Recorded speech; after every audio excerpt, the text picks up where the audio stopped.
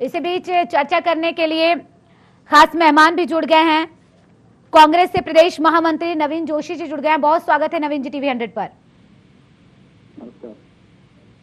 नवीन जी, सबसे पहले मैं आपसे ये जानना चाहूंगी कि कांग्रेस की तरफ से कौन उम्मीदवार होने वाला है सल्ट विधानसभा सीट के लिए?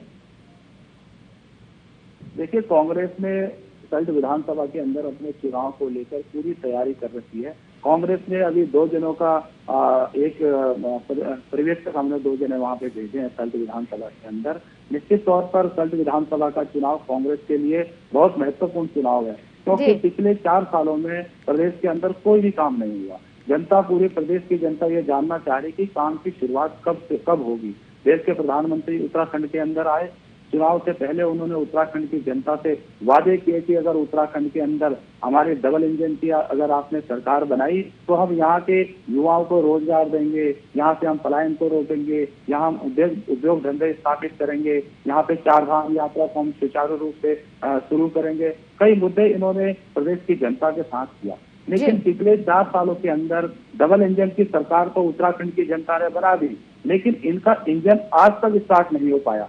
इसका जीता जागता उदाहरण ये है कि कांग्रेस कहती आई है प्रदेश के अंदर कोई काम नहीं हो रहा है। भारतीय जनता पार्टी ने अपना मुख्यमंत्री बदलकर हमारे कांग्रेस को इस बात की पुष्टि करी है कि प्रदेश के अंदर कोई काम नहीं हुआ, इसलिए इन्होंने प्रदेश का मुख्यमंत्री बदल दिया। अगर प्रदेश के अंदर भारतीय जनता पार्टी के लोग ये भी कह रहे हैं कि पिछले 4 साल के अंदर प्रदेश के अंदर बहुत ज्यादा काम हुआ, अगर मैं पूछना चाहता हूँ, अगर 4 साल के अंदर प्रदेश में काम हुआ तो आपने मुख्यमंत्री को क्यों बदला? अगर काम हो रहा था तो अच्छा काम कर रहे थे ना, उनको काम करने देते आप। अब नए मुख्यमंत्री जी प्रदेश के अंदर आए हैं, अब 1 साल के अंदर चुनाव होना है, 6 महीने में प्रदेश के अंदर आचार संहिता लग जानी है, अंतिम बजट भी पास हो चुका है। मुख्यमंत्री जी के पास करने के लिए कुछ नहीं है। इनका रोड मैप जो था, पिछले जो मुख्यमंत्री जो अपनी योजना लेके आए थे, जो अपनी नीति लेके आए थे, जिसका इन्होंने माना और उनको हटाया कि इनकी नीति खराब थी, आपको उन्हीं का नीति का स्मरण करना पड़ेगा, क्योंकि आपका तो अंतिम बजट पास हो चुका है। आपकी क्या योजना है? आपकी कोई भी योजनाएं नहीं है। अभी जो 6 महीने का समय है, ये सिर्फ स्वागत समारोह में अपना व्यतीत कर देंगे और करने के लिए इनके पास कोई भी नहीं है।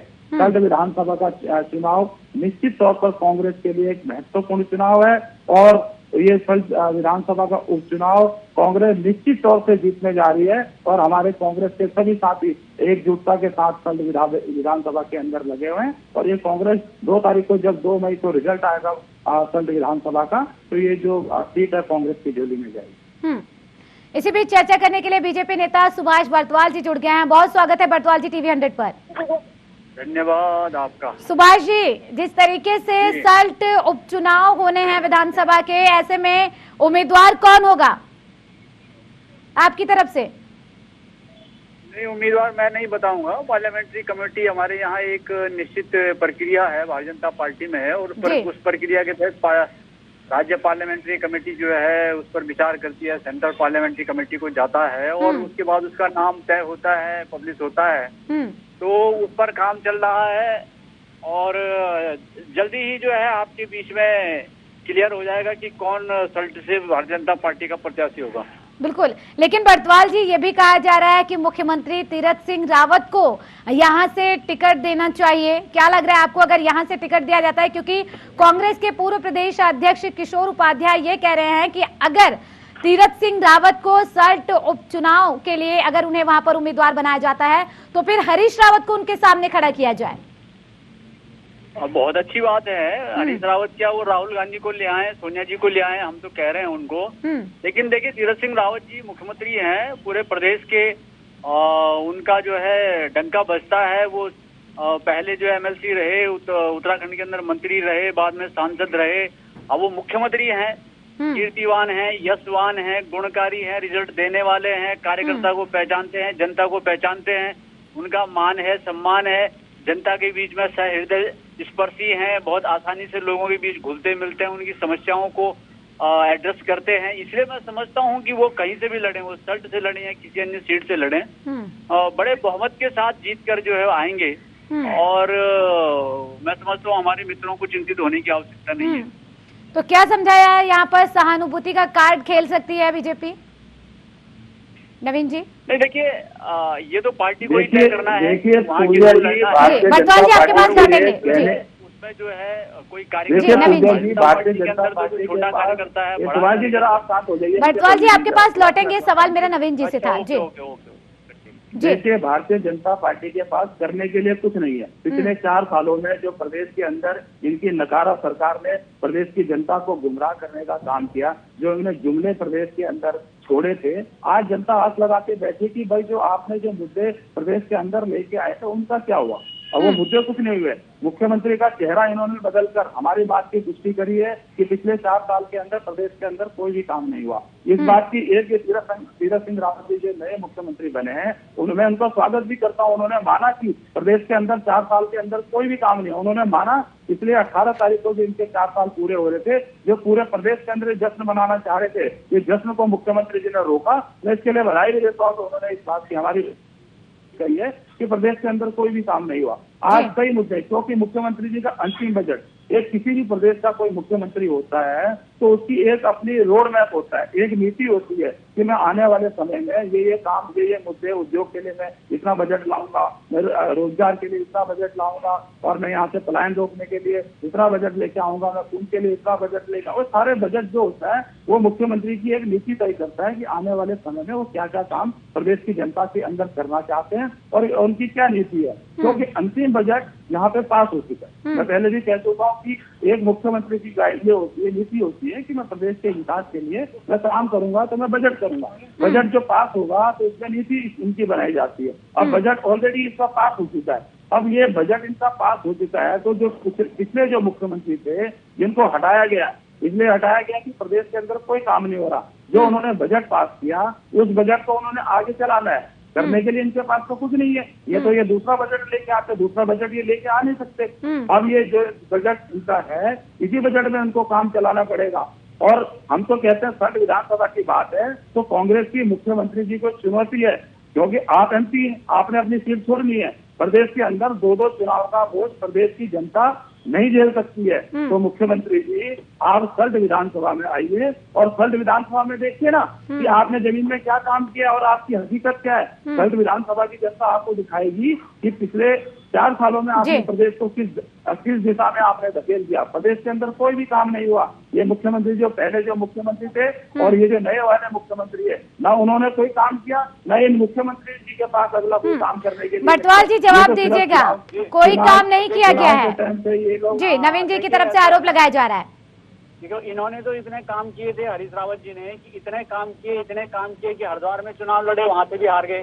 वो तो खुली चुनौती दे रहे ना अभी। चुनाव लड़े, वहाँ से भी हार गए। अरे बरसवाल जी, बात ये है कि एक मुख्यमंत्री नवीन जी लौटेंगे आपके पास। बरतवाल जी को अपनी बात पूरी करनी चाहिए। चुनाव होने जा रहे हैं, हमारे मुख्यमंत्री चुनाव का बोझ। देखिए नवीन जी आपके पास लौटेंगे, बरतवाल जी को अपनी बात पूरी करनी क्यों बोले जा रहे हैं ये वही सब्जी मंडी हो रही है कि यहाँ सब्जी मंडी में जो हाका लग रहा है, एक एक करके बोलिए। मैं ये कह रहा हूँ प्रदेश की जनता पर उंगली उठाने से पहले जानना चाहती है कि आपने मुख्यमंत्री क्यों हटाया। बरतवाल जी, नवीन जी देखिए मैं आप लोग से बार-बार रिक्वेस्ट कर रही हूँ कि एक एक करके।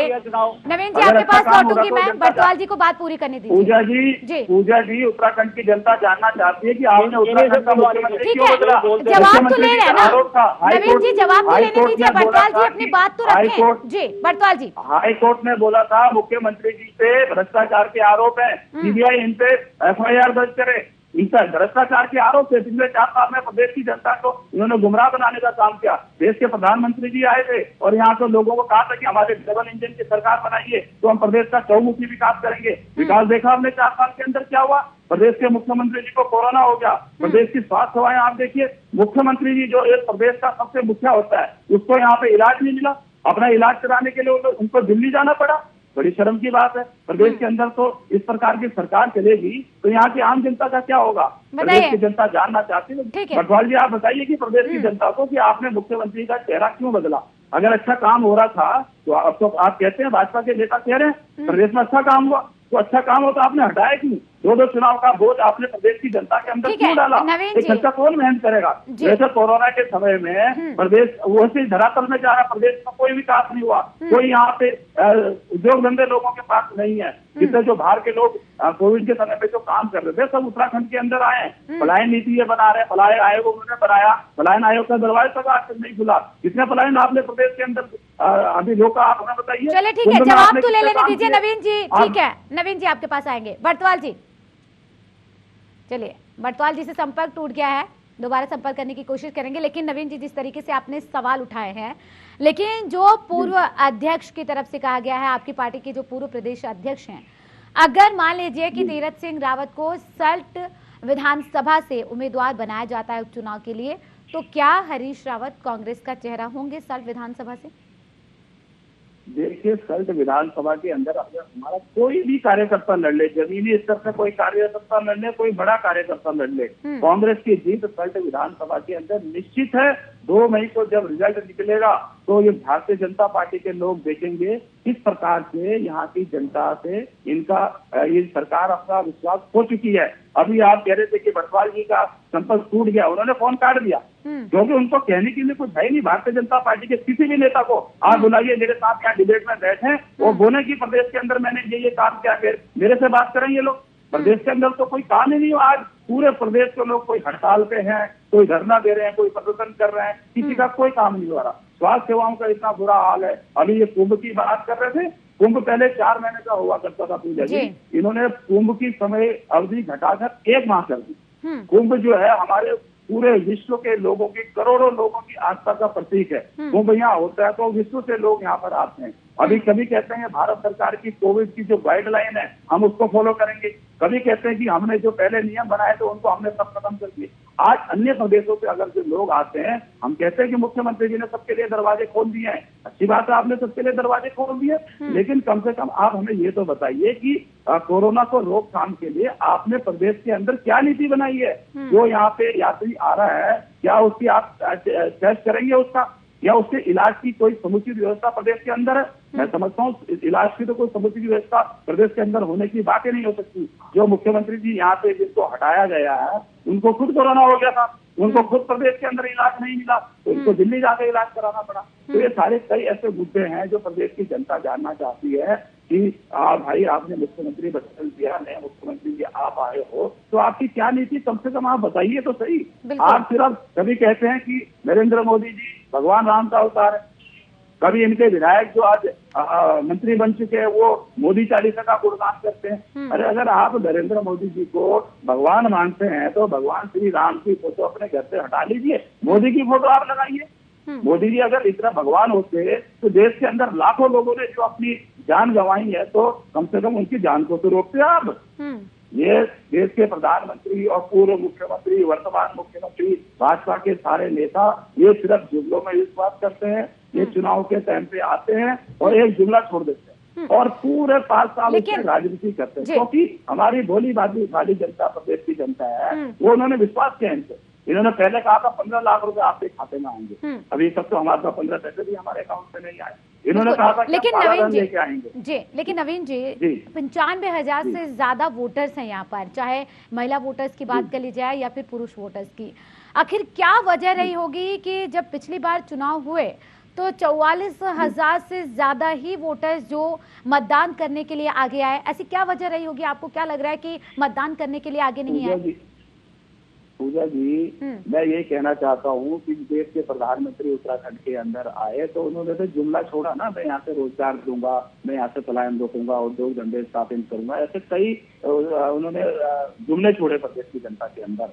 लेकिन मतदान का जो प्रतिशत कम रहा था वो काफी दुर्भाग्यपूर्ण है। लेकिन जो मतदान हुआ उन जनता ने प्रधानमंत्री जी और यहाँ प्रदेश के नेताओं पर विश्वास व्यक्त किया कि भाई अगर इनकी सरकार बन जाए, क्योंकि केंद्र में इनकी सरकार है, सारा बजट यहाँ से वहां से आना है, तो यहाँ की जनता ने इनसे विश्वास किया और इनको यहाँ से विधायक का सीट भी दी और प्रदेश में प्रचंड बहुमत दी यहाँ पे कि जिससे इनकी सरकार बने। लेकिन करने को कुछ भी नहीं है, सिर्फ जुमला छोड़ दिया। मैं कह रहा हूँ ना कि जो ये एक बार जुमला छोड़ देते हैं, पूरे 5 साल उसमें राजनीति करते हैं। चुनाव आता है भगवान राम को लेके आ जाते हैं, चुनाव आता है राम मंदिर को लेके आ जाते हैं, धर्म के लिए, धर्म का ये मुद्दा लेकर ये लोगों की, लेकिन धर्म का चोला पहनकर विकास तो नहीं हो सकता ना जी। आप देखिए ना, अगर विकास होता प्रदेश के अंदर तो मुख्यमंत्री को थोड़ा बदला जाता।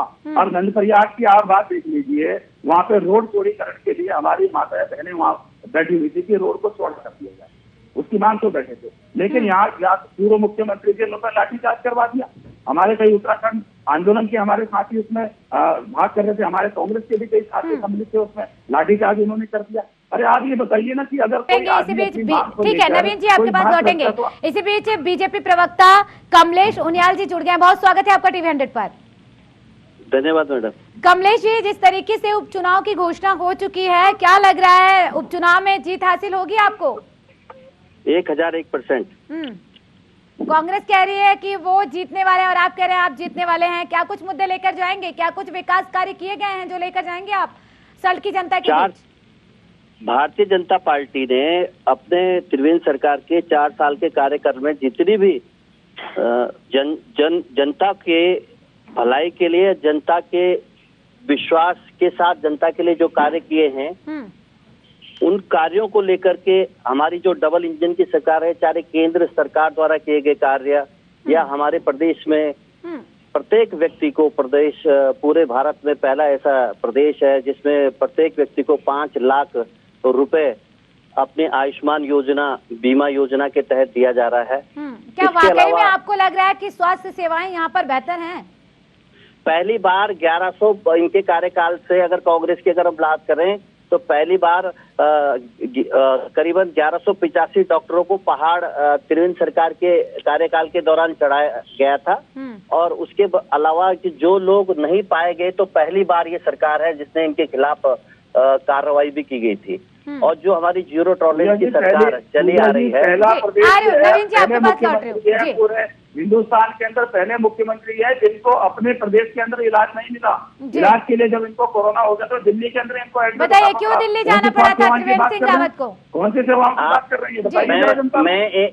मैं ये कांग्रेस के हमारे जो महामंत्री हैं, प्रदेश महामंत्री हैं जी, महामंत्री जी बैठे हैं, मैं इनको भी याद दिलाना चाहूंगा। अरे ये क्या बात करते हैं, कोरोना काल में जब इंदिरा हृदय ठीक होकर के आई थी तो उन्होंने खुद त्रिवेंद्र सरकार की तारीफ करी। इनके हरीश रावत हर मंच पे त्रिवेंद्र सरकार की तारीफ करी कि बहुत अच्छा कार्य कर रहे हैं। अरे ये मुझे नहीं पता कि त्रिवेंद्र सिंह रावत जी खराब है। राजनीति में किसी को गाली थोड़ा दी जाती है। भाई त्रिवेंद्र सिंह रावत जी अच्छे इंसान हैं, लेकिन प्रदेश के अंदर कोई काम नहीं हुआ ना। हम ये पूछना चाहते हैं, जब मुख्यमंत्री जी को कोरोना हो गया तो उनको दिल्ली क्यों जाना पड़ा? आपने कहा कि स्वास्थ्य अच्छी है, हमारे डॉक्टरों की सारी व्यवस्था प्रदेश के अंदर है। आप ये बताइए कि मुख्यमंत्री जी को दिल्ली क्यों जाना पड़ा इलाज के लिए? आपने उत्तराखंड के सबसे बड़े सोच की राजनीति करते हैं, सबसे बड़े हॉस्पिटल करते हैं। आप कमलेश जी आप कह रहे हैं कि जनता के हित के लिए काम करते हैं, तो फिर एक सवाल का जवाब दे दीजिए जो कि कांग्रेस लंबे समय से पूछ रही है कि आखिर मुख्यमंत्री का चेहरा क्यों बदला गया? विकास के कार्य इतनी ही तेजी के साथ चल रहे थे तो ये विकास कार्य अवरोधक के लिए, विकास कार्य अच्छे हुए, विकास कार्य गलत हुए, इसके लिए त्रिवेंद्र सरकार जी का त्रिवेंद्र जी का चेहरा नहीं बदला गया। मुख्यमंत्री का चेहरा उनको आने वाले टाइम पे इससे अच्छी जिम्मेदारी दी जाएगी। जिम्मेदारी बदल लेते ना। आप कह रहे हैं जब दावा भी कर रहे हैं कि 2022 में चुनाव में जीत होगी। दो चुनाव के बोझ प्रदेश की जनता के अंदर थोप दिए चुनाव के। वो तो एमपी थे भैया, जनता ने चुनकर आपके कार्यकाल में, आप अपने कार्यकाल को उठा के देखिए ना, आपके कार्यकाल में जो चुनाव क्या नवीन जी, कमलेश जी, आप क्या बात कर रहे हैं?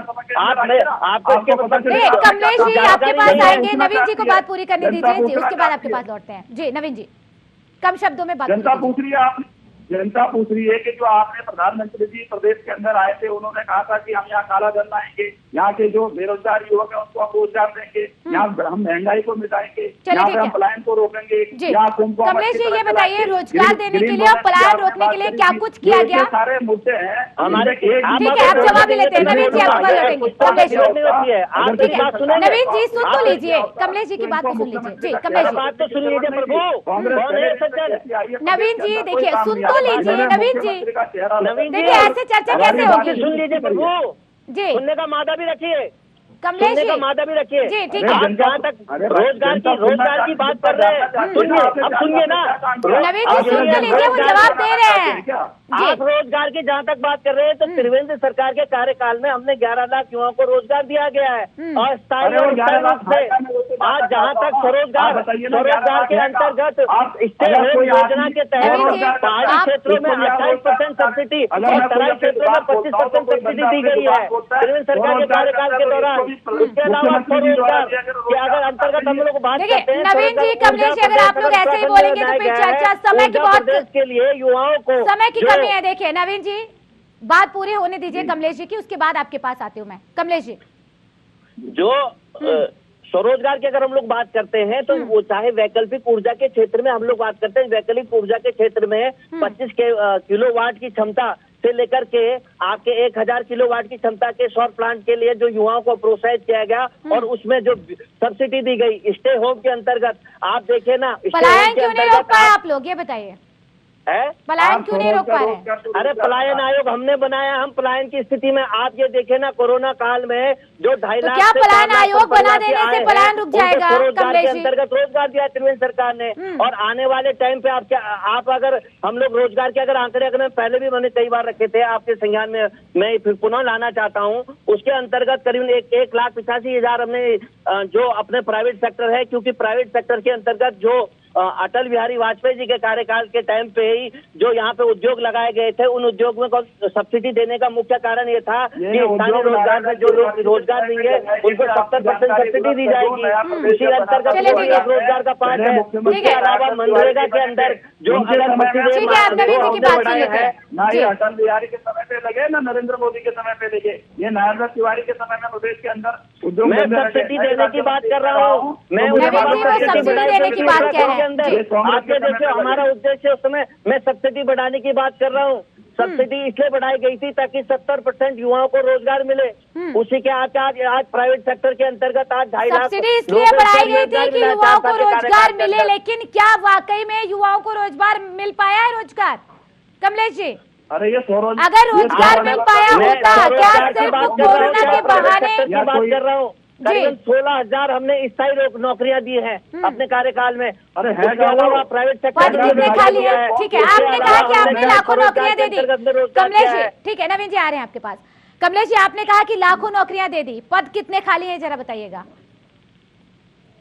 देखो, पद की स्थिति कोरोना काल इतनी बड़ी महामारी के अंतर्गत उसके बाद भी हम लोगों का अगर आप देखें ना, हम लोगों का रिपोर्ट कार्ड और प्रदेशों के हिसाब से इतने 4.5 लाख युवा करीबन उत्तराखंड के अंदर आए हैं। उन लोगों की व्यवस्था भी देखी गई है। और आज कोरोना में अगर आपको देखा जाए तो पूरे अगर इनकी जहां सरकार है, अगर महाराष्ट्र की बात करते तो वहाँ आज तक कोरोना क्वारंटीन जोन आज तक बने हुए हैं। हमने तो कई हद तक उस समय लोगों को हर चीज मुहैया कराई है। कोरोना तो ऐसी महामारी है ना जहाँ साथ आकर काम करना है। आप महाराष्ट्र चले गए, ठीक है, कमलेश जी लौटेंगे आपके पास। नवीन जी, क्या कोरोना पिछले 4 सालों के अंदर जी क्या सिर्फ ये कह देना कि कोरोना की वजह से काम नहीं हो पाए या फिर नौकरियां नहीं मिल पाई? जैसा कि मैंने अभी पूछा कमलेश जी से कि अभी कितने पद खाली पड़े हैं, तो उन्होंने कोरोना का बहाना दे दिया।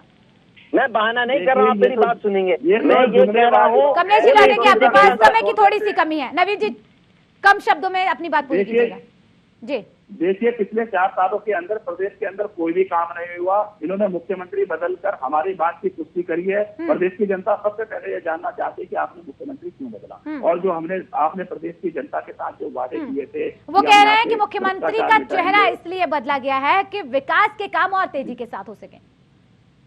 अरे जो हमने 4 साल जो बर्बाद कर दिए, तो 4 साल आपने विकास क्यों नहीं किया? वो मुख्यमंत्री क्या कर रहे 4 साल बताइए ना। आपको यहाँ पे आराम करने के लिए थोड़ा मुख्यमंत्री बनाया गया प्रदेश के अंदर। आपने 4 साल प्रदेश के अंदर बंद कर दिए। अंतिम बजट जो था वो भी पास हो चुका है। नए मुख्यमंत्री के पास करने के लिए कोई नहीं है, कोई भी नीति। वो 1 रुपया भी विकास के उसमें नहीं खर्च कर सकते, क्योंकि पहले इनका बजट पास हो चुका है और करने के लिए इनके पास कुछ नहीं है। ना कुंभ में इनके लिए बताइए कमलेश जी, कह रहे करने के लिए कुछ नहीं क्योंकि बजट पास हो चुका है। फिर अब इन्होंने 4 देखिए, ये जो महासचिव है प्रदेश में कांग्रेस के प्रवक्ता, इनके संज्ञान में ये नहीं है। अगर कोई आपके मुख्यमंत्री हरीश रावत 10 सेकंड है आपके पास। कमलेश जी, अपनी बात पूरी कीजिए जी। ठीक है नवीन जी, इस समय की थोड़ी सी कमी है। आखिरी कमेंट कमलेश जी। अगर दोनों का अवलोकन करके देखे, सबसे ज्यादा विकास कार्य जो हुआ है भारतीय जनता पार्टी की सरकार में हुआ है, चाहे वो सड़कों के। चलिए ठीक है, ये तो सल्ट विधानसभा जब उपचुनाव होंगे तो साफ हो जाएगा। आप दोनों मेहमानों का बहुत शुक्रिया चर्चा में शामिल होने के लिए। इसी के साथ इस खास पेशकश में सिर्फ इतना ही। बने रहिए TV 100 के साथ। नमस्कार।